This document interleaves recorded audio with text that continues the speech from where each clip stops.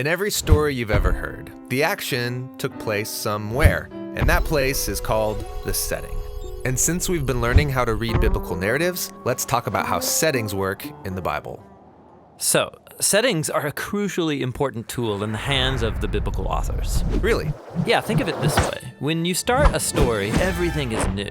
The plot and the characters are a mystery until things unfold. Yeah, we have no idea what to expect. Except, authors can use the setting of a story to prepare you for what's coming. How so? Well, let's say a story begins in a courtroom. What do you think is going to happen? I expect a story about crime and justice. Yeah, or how about the setting of a dark, old, rundown house? Oh, something scary is about to happen. Exactly. So settings evoke memories and emotions because of other stories you know that happened in similar places. The authors know this, and they can use settings to generate expectations about what could happen in this story. And a good author will get creative with settings, and he'll mess with your expectations in order to make a point. This happens in the Bible? All over the place. For example, think about the setting Egypt in the Bible. Yeah, big Middle Eastern empire on the Nile. Sure.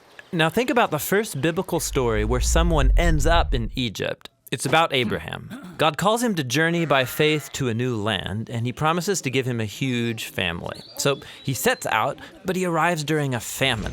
Now, is he going to trust God and stay in the promised land?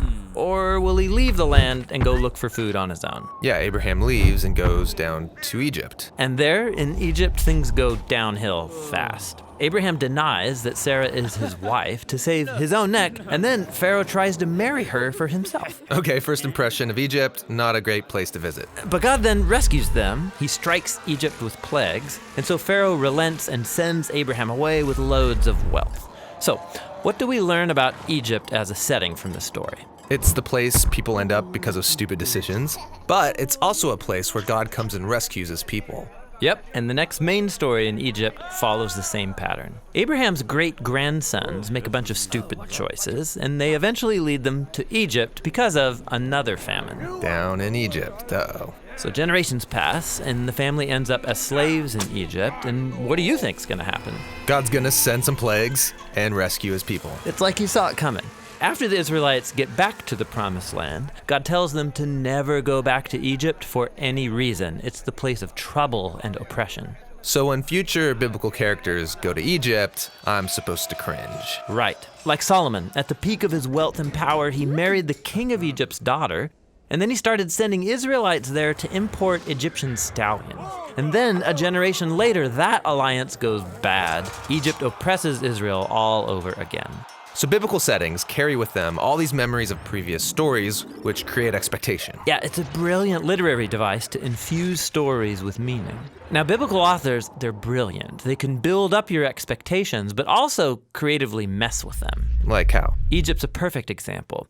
In the Gospel of Matthew, when Jesus is born, his family flees to Egypt. Uh-oh, so this is a problem. You would think so, but pay attention. Instead of Egypt being the bad place, it's the place of safety. Because who are they fleeing from? King Herod, who is behaving exactly like Pharaoh did, but he rules Jerusalem, not Egypt. Matthew is messing with me to show how Jerusalem has become Egypt. Exactly. You can find these kinds of patterns in many different biblical settings. Babylon, Moab, the wilderness, Bethlehem.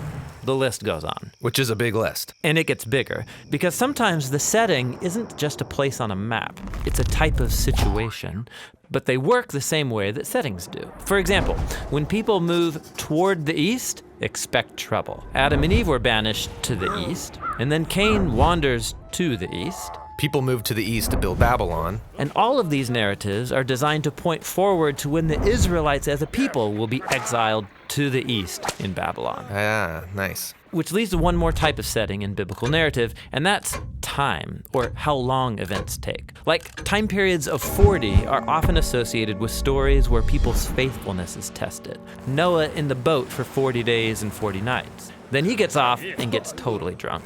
The Israelites got impatient during their 40 days of waiting for Moses on Mount Sinai, so they made the golden calf. Or after the Israelite spies investigate the land for 40 days, the people rebel, so they have to wander in the desert for 40 years. But then there's the story of Jesus, who was tested in the desert for 40 days, and he reverses the expectation. He overcomes the test. Exactly. Across the whole Bible, places, situations, and time periods become full of meaning by evoking memories and setting expectations. And the New Testament authors reuse all of these settings to show how Jesus is the one carrying our world from the garden, out of Egypt and the wilderness, and into the new creation.